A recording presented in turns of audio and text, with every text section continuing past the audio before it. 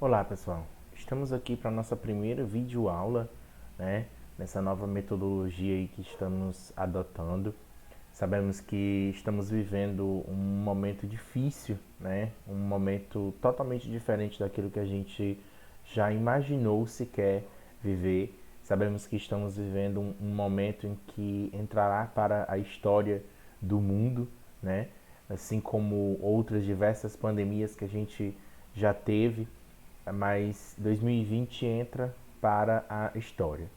Então espero que todos estejam bem, né? E se adaptando a essas novas metodologias de ensino. Como já é sabido a todos, a escola está adotando, né, esse novo método conforme recomendação da Secretaria de Educação e também, claro, do Ministério da Educação.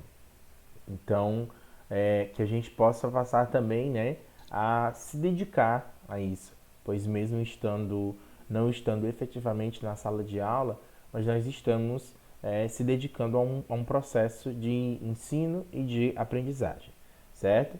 Então, hoje, a gente, como ainda está em fase de adaptação, eu vou estar passando para vocês uma aula com uma pequena revisão, né, de alguns conteúdos que a gente já trabalhou, em especial hoje do capítulo 1 do livro de vocês. Então, todas as nossas videoaulas, né, vocês podem estar acompanhando, né, o que está acontecendo, acompanhando a revisão, acompanhando o conteúdo pelo livro didático de vocês, certo? Então, nós vamos agora para alguns slides, né, onde a gente vai estar fazendo essa explanação desse conteúdo. Bom, pessoal, o que a gente vai estar trabalhando, né, é a história do Brasil, como a unidade 1 do livro de vocês, ela trabalha, né, justamente sobre isso, ela trabalha sobre a história do Brasil e ela divide essa unidade, ela é dividida em 4 capítulos, né? A gente sabe que esses 4 capítulos, a gente inclusive já trabalhou eles em sala de aula, né? A gente já realizou esse trabalho já desse conteúdo na sala, né? Só restando agora mesmo apenas uma revisão sobre esse conteúdo, haja vista que a gente já tem um bom tempo, né? Já estamos aí há quase um pouco mais de 2 meses sem atividades presenciais.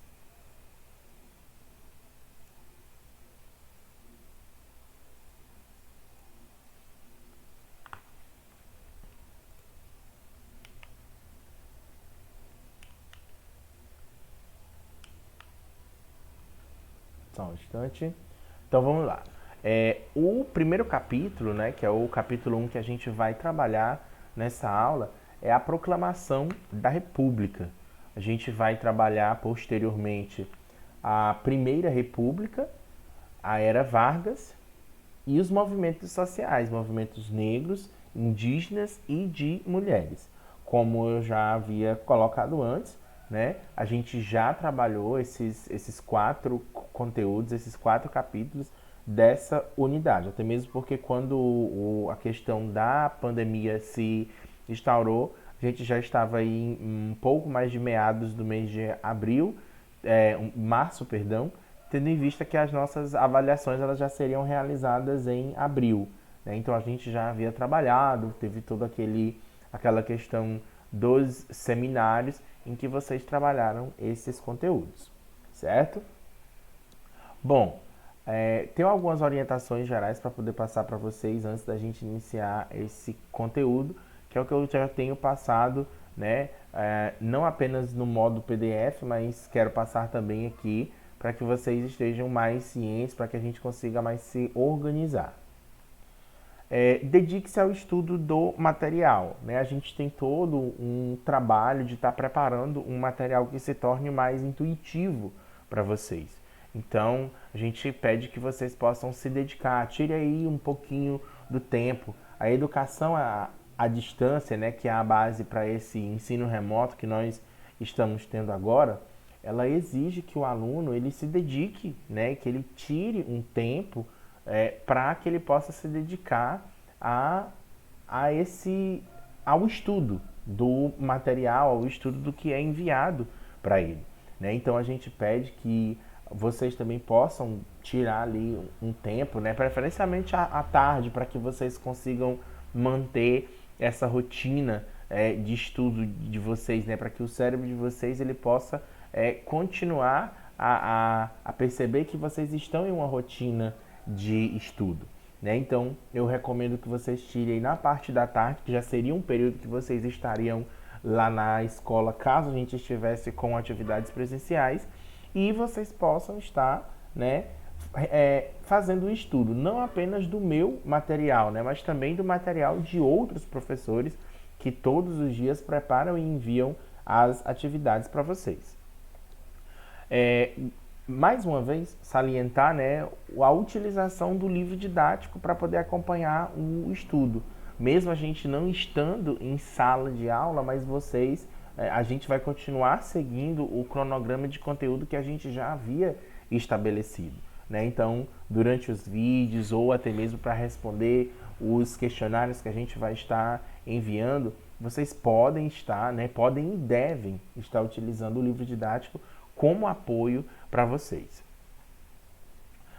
Todas as dúvidas que surgirem com relação às minhas atividades, no caso, nono ano, né, que eu trabalho tanto História e Cultura Afro quanto a disciplina de Arte, eu gostaria de que vocês encaminhassem essas dúvidas para mim, né, que vocês encaminhassem elas diretamente para mim.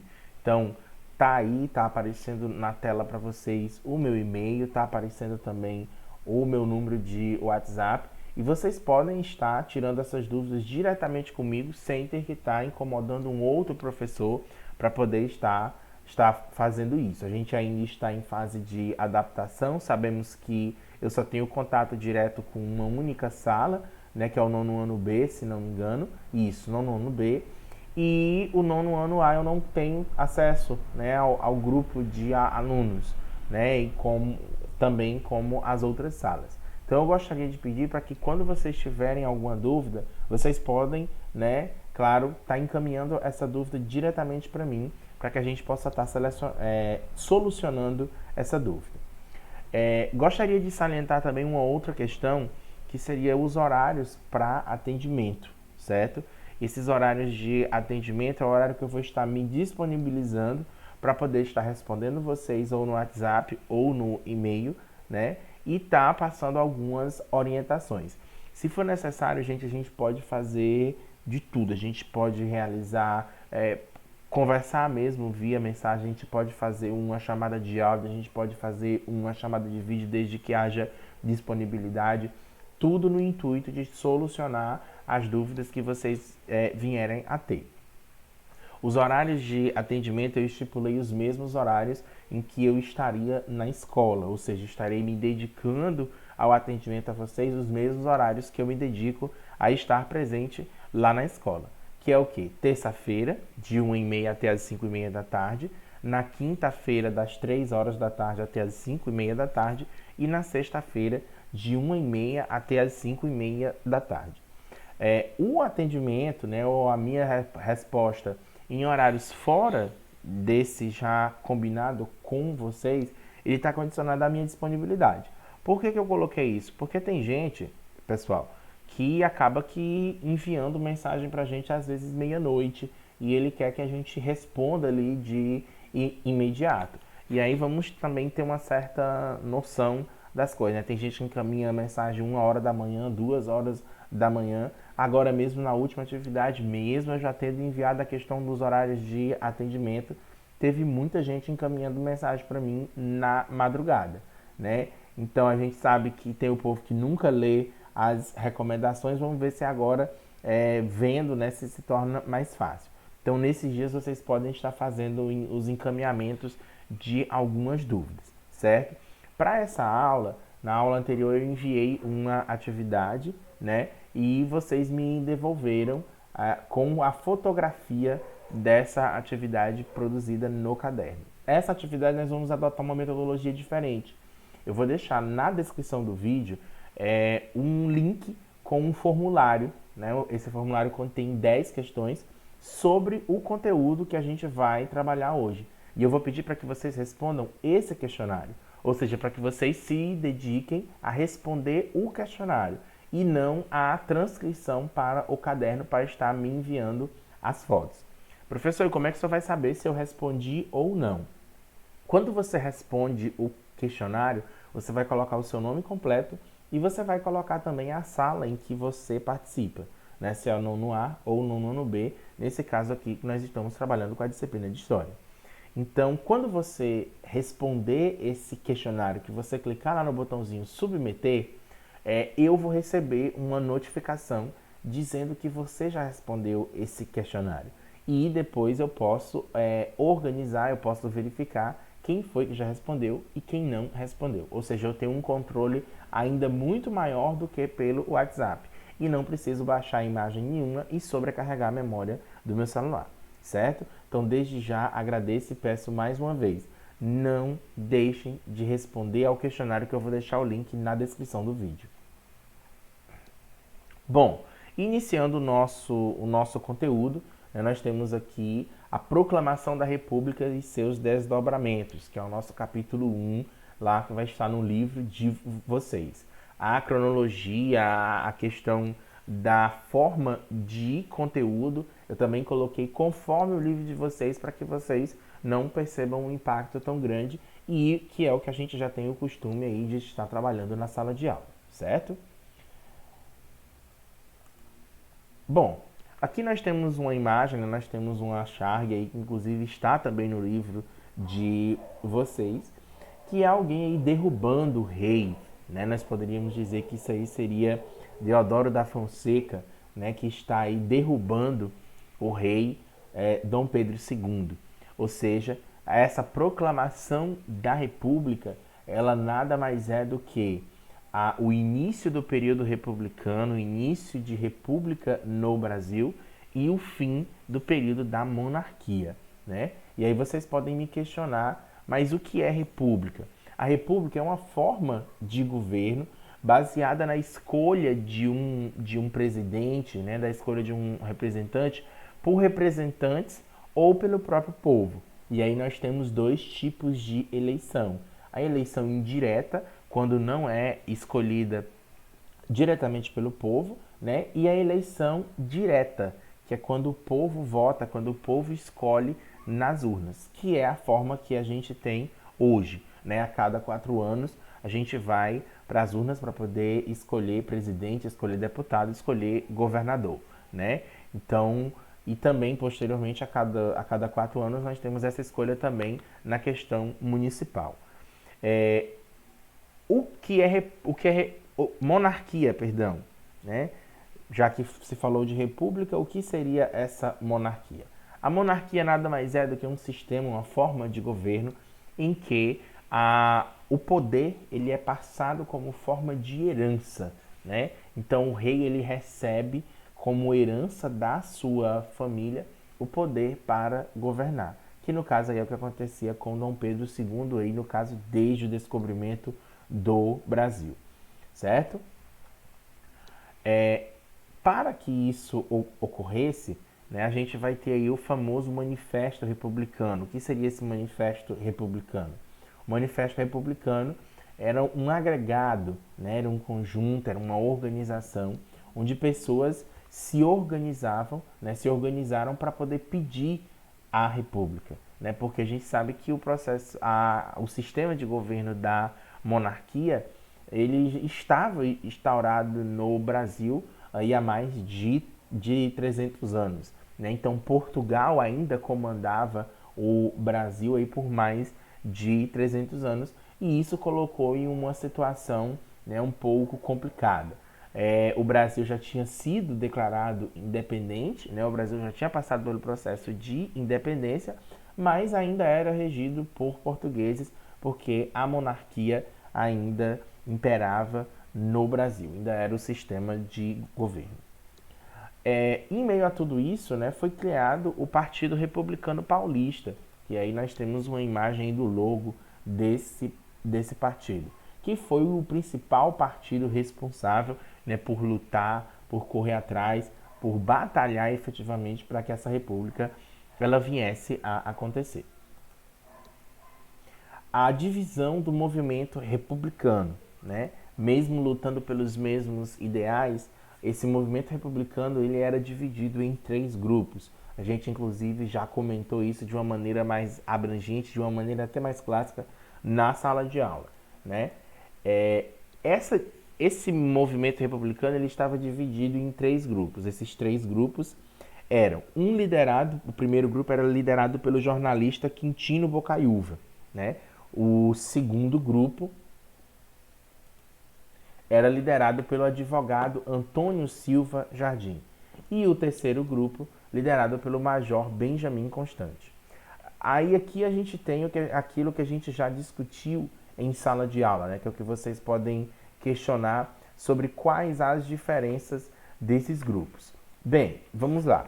Se vocês observarem lá no livro de vocês, a partir da página 8 e página 9, vocês vão ter uma compreensão melhor de tudo isso que eu estou falando para vocês. O primeiro grupo, né, grupo esse liderado aí pelo jornalista Quintino Bocaiúva, e ele defendia chegar à República por via eleitoral. Né? Ele queria uma eleição, queria que o novo presidente ele fosse eleito. Né? Já o advogado Antônio Silva Jardim, ele defendia, né, que isso ocorresse meio que a partir de uma decretação, né, a partir de um grande número de deputados. Então, defendia essa passagem por meio de um movimento popular, né? Ou seja, essa passagem era defendida a partir de um movimento popular. Então, a população, o povo, era quem ia, né, organizar, era quem ia, de certa forma, derrubar a monarquia para que a república pudesse imperar. Claro, a gente sabe, como a gente já discutiu na sala, que ele também tinha o seu interesse, né, de maneira particular. Ele queria que fosse a partir de um movimento popular porque ele tinha um apoio popular, né? Ele tinha um controle sobre esses movimentos populares e que, consequentemente, o tornaria presidente. Né? Esse próprio movimento faria essa escolha e essa escolha, com certeza, seria ele. E o terceiro, né, o Major Benjamin Constante, ele defendia, né, que a adesão à República deveria ser mesmo tomada, deveria ser na força bruta, deveria ser um golpe de Estado, né, com tomar esse poder de uma forma mais brusca.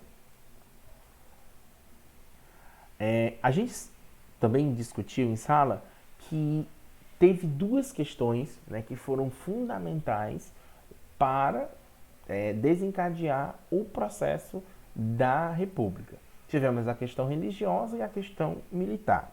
A primeira questão, que é a questão religiosa, né, e aqui nós temos como símbolo e como imagem para essa questão religiosa, nós temos aí, né, o chapéu do Papa, né, e uma cruz do cristianismo. Por que, né, colocar a questão do Papa?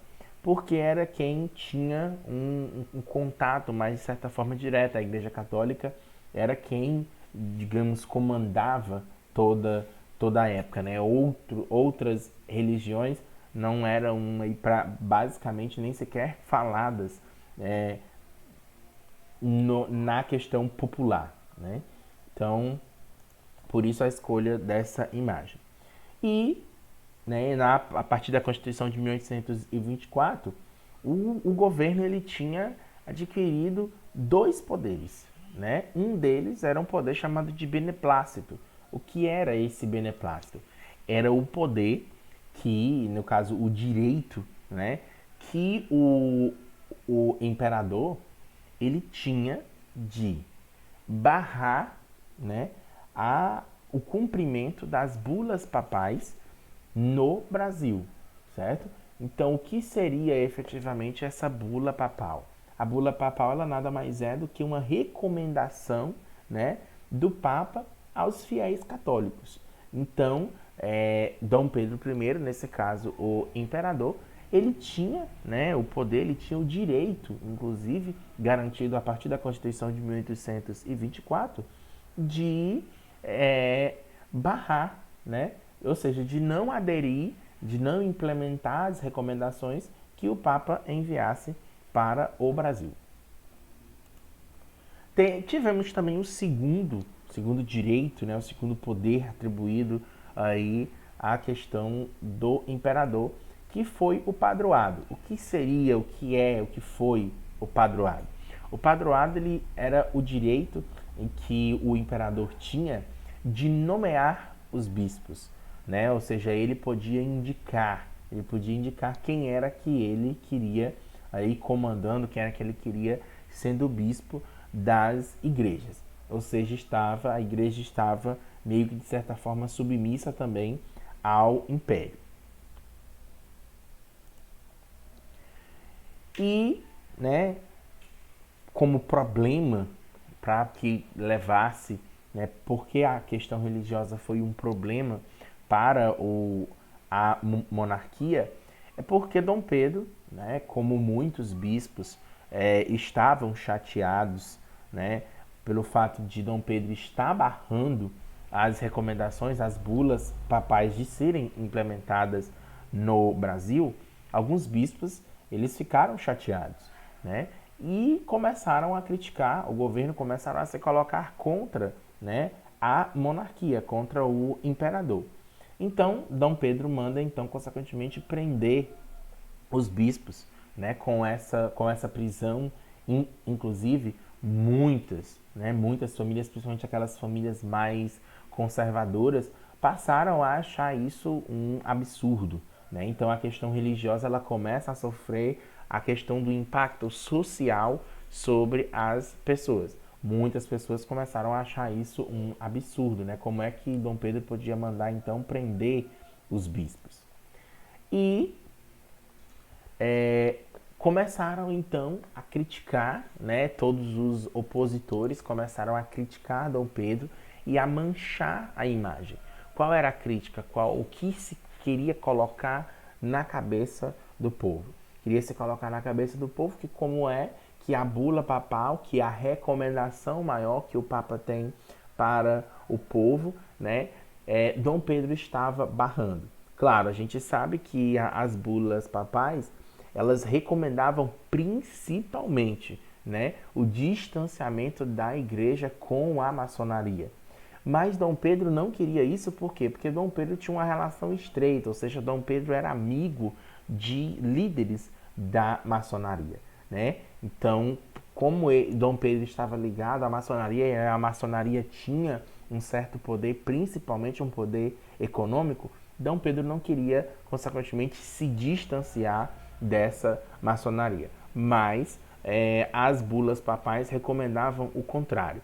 Então ele barrava as bulas papais. E a oposição, né, se utilizou disso então para poder manchar a imagem de Dom Pedro II. Ou seja, tornar essa imagem ainda mais manchada, né, que já havia manchado porque a monarquia já não estava dando tão certo. E agora nós entramos na questão militar, né? A segunda questão aí que passa a ter uma certa influência, né, sobre esse processo de construção, de implantação da República no Brasil. A questão militar, ela teve seu peso justamente, né, por conta de Sena, Madureira e Cunha Matos. Quem eram esses? Eles eram generais, eram oficiais do exército e que Dom Pedro havia mandado prender, né? Dom Pedro havia mandado prender, havia mandado punir esses dois por estar conspirando contra o seu sistema de governo, contra a monarquia. Então, os militares eles já estavam incomodados com isso. Benjamin Constant, ele não quis, né, punir esses soldados, né? Não quis punir esses oficiais.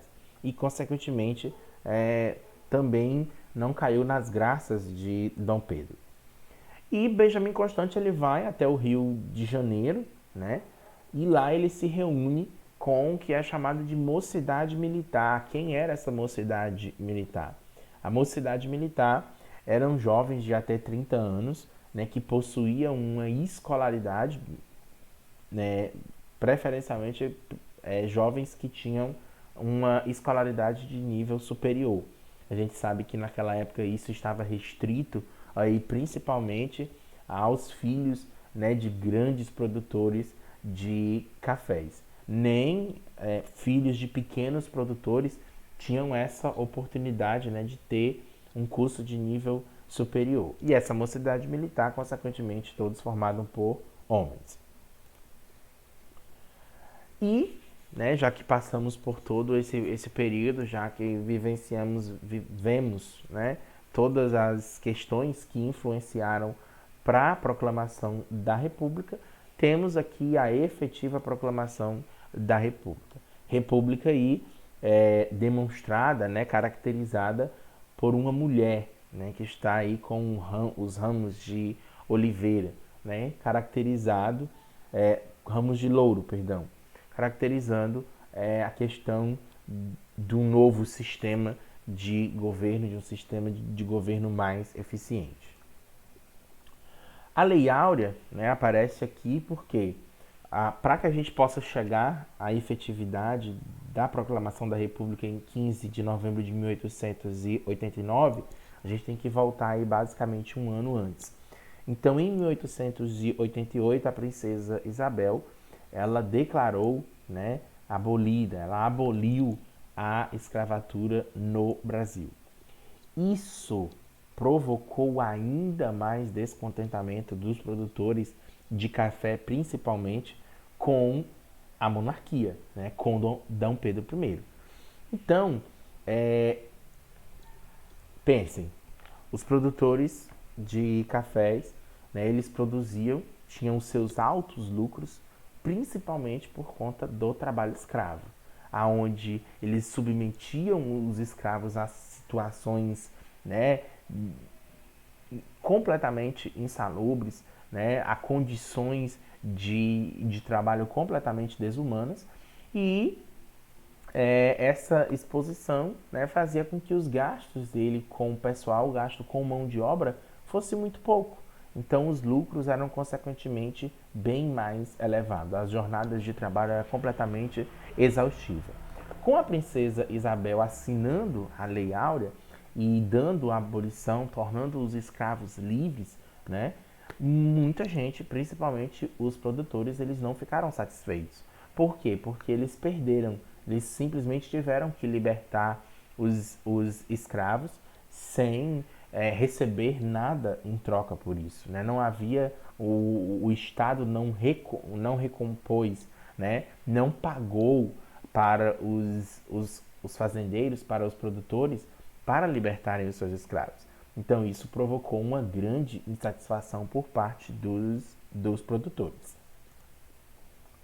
Deodoro da Fonseca e Quintino Bocaiúva se aproveitaram, então, né, desta oportunidade, se aproveitaram de que o governo já estava fragilizado por toda a questão militar, por toda a questão religiosa, e vem, então, a abolição da escravatura para fragilizar ainda mais, ou seja, como sendo um golpe final no sistema monárquico. E em 15 de novembro de 1889, Deodoro da Fonseca toma o poder, dá um golpe, né, e demite a monarquia. Então, aquela imagem que a gente viu de abertura de capítulo lá atrás, ela demonstra isso. Deodoro da Fonseca demite a monarquia e implanta a República no Brasil em 15 de novembro de 1889. E aí dá-se início então ao governo Deodoro da Fonseca, né? Então vamos conhecer aí o que foi que Deodoro da Fonseca como presidente fez. Bom, os dois primeiros presidentes do Brasil, né, Deodoro da Fonseca e posteriormente Floriano Peixoto, eles eram militares, né? Ambos eram militares. E esse período, né, que se estende aí de 89 até 1895, é, ele é chamado de República da Espada. Por que é chamado de República da Espada? O período em que a República era regida pelos militares. Gustavo, mas aí então não teria que ser República do Canhão, República do Míssel ou algo parecido? Não. Por que é chamado de República da Espada? Porque na época, né, a principal arma dos militares eram a espada. Né? Se vocês forem observar, procurar algumas imagens aí, deixa ter como sugestão isso. Se vocês forem procurar, vocês vão perceber, né, que a principal arma dos militares eram a espada. Então, por isso, é chamada de República da Espada. Durante o governo Deodoro da Fonseca, né, foi instaurada a primeira Constituição Republicana, a primeira Constituição do período republicano no Brasil. Essa primeira Constituição, né, ela trouxe uma série de questões que a gente deve abordar um pouco mais à frente, uma série de benefícios, digamos assim, à população brasileira. E, né, também no governo Deodoro da Fonseca, houve uma reforma financeira e houve também uma crise financeira, né? Ocorreu essa reforma porque muita gente começou a investir nas bolsas de valores. Para quem não tem um certo conhecimento do que efetivamente é uma bolsa de valores e quiser pesquisar mais, eu deixo como recomendação também para que vocês possam estar pesquisando mais sobre bolsa de valores. Mas a bolsa de valores, ela é uma bolsa, não é uma bolsa em si, viu, gente? A bolsa de valores é um local, é um mercado onde se comercializa ações de empresas. Nessas bolsas de valores, a gente teve o que aqui, né, vai gerar a crise econômica, a crise financeira, que é a especulação. O que seria essa especulação? É criar a oferta de um produto, que não existe, né? Ou de um produto que não tem tanta procura quanto que é especulado. Então, como foi comentado em sala, alguns, né, criavam empresas, criavam produtos, fantasiavam que essas empresas, que esses produtos venderiam, os preços das ações dessas empresas subiam exponencialmente. Então, quem praticava a especulação ganhava muito dinheiro, mas quem caía nela, né, acabava que perdendo muito dinheiro. E como a especulação foi muito alta e muita gente posteriormente começou a perder dinheiro, então a gente teve aí, digamos, o que chamamos de quebra na bolsa de valores, né? Tivemos aí um problema, uma crise financeira na bolsa de valores. A primeira Constituição da República, ela trouxe, né, e algumas características, ela possuiu algumas características.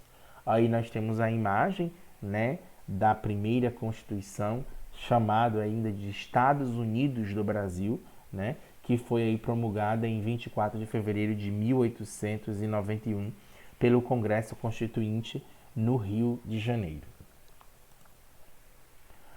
Instituía o federalismo, né? Esse federalismo ele nada mais é do que a atribuição dada, o poder dado aos estados, né? A capacidade de gerenciar, né? A capacidade de ser autônomo. Os estados poderiam ter as suas próprias forças militares, o que antes não acontecia. Os estados poderiam, de maneira pessoal, digamos assim, adquirir empréstimos no exterior, o que antes também não era permitido, certo? Tivemos também a partir dessa Constituição a divisão, né, da República em 3 poderes: o executivo, o legislativo e o judiciário. O executivo, hoje composto, né, pelo o que a gente chama presidente, governador e prefeito, ou seja, nas 3 esferas. Na esfera municipal, o prefeito.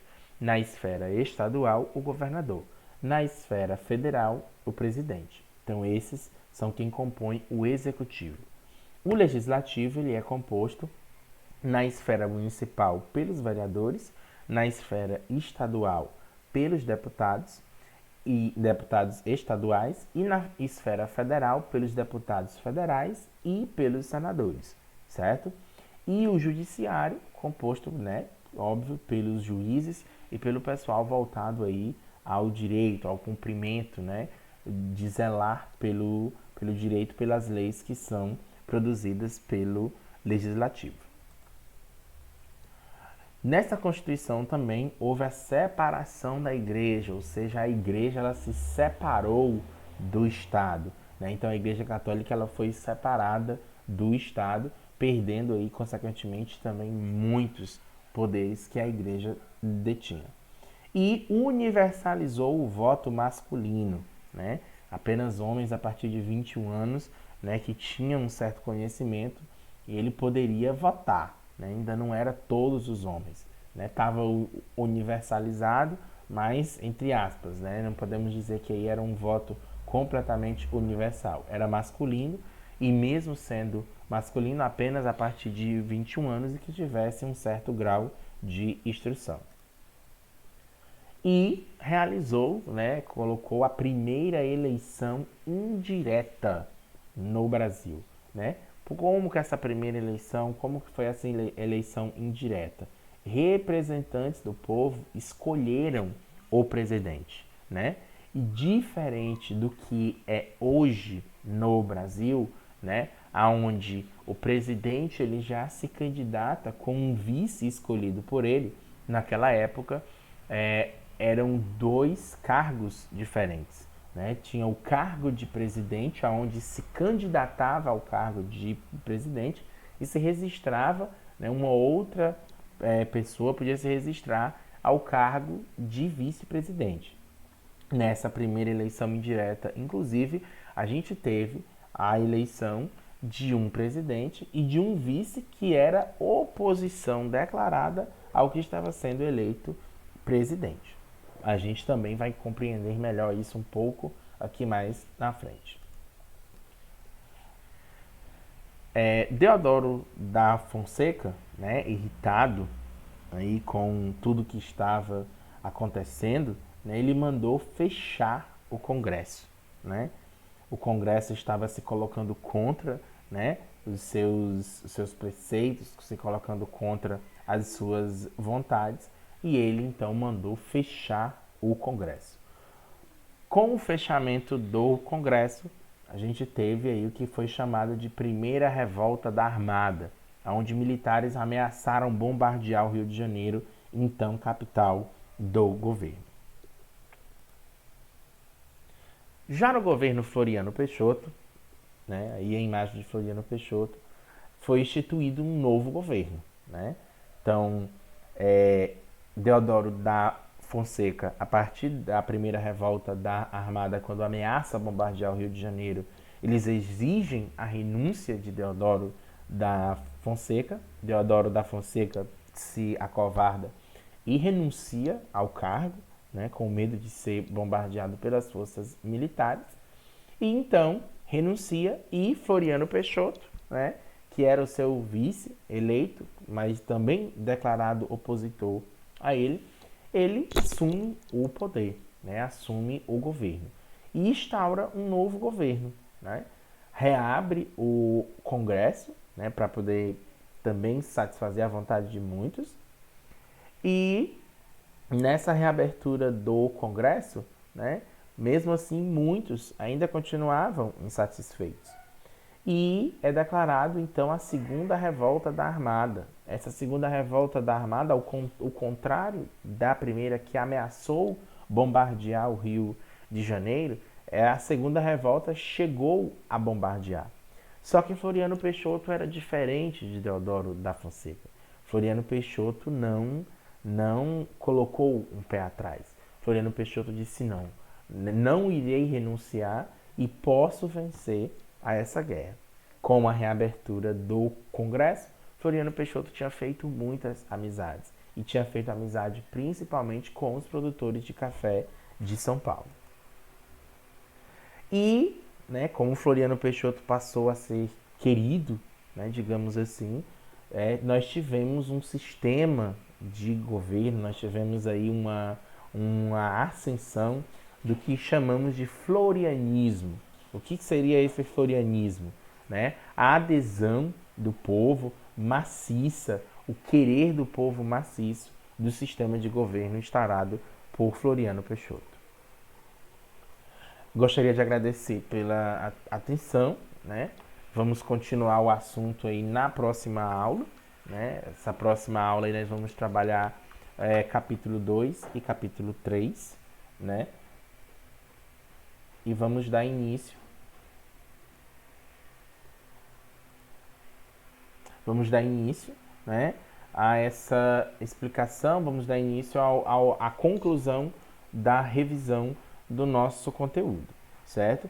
Então, gostaria de agradecer a vocês pela atenção, pedir desculpas se tivemos aí algum problema, mas nessa fase de adaptação gostaria de pedir essa compreensão para vocês. Inclusive, quem quiser aí me enviar alguma sugestão para a gente estar adaptando, né, toda essa questão de uma forma mais eficiente para que vocês possam estar acompanhando, eu agradeço desde já, certo?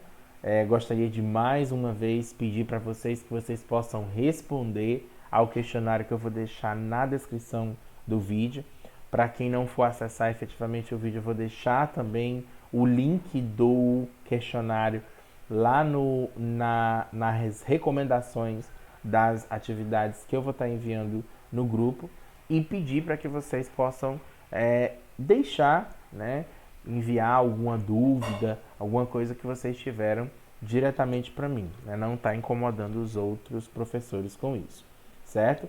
Agradeço mais uma vez a vocês, desejo que todos permaneçam bem, né? Se tem alguém que não esteja tão legal, que você possa se recuperar logo, né? E que possa estar voltando também a participar com a gente desse novo método, né, de ensino que a gente está tentando colocar aí, pelo menos por esse período, né? Em uma outra oportunidade, a gente possa até comentar, né, sobre isso, a gente vai ver mais na frente também, mas a gente pode comentar sobre isso, né, sobre esse momento que o Brasil, que o mundo está vivendo diante dessa pandemia, certo?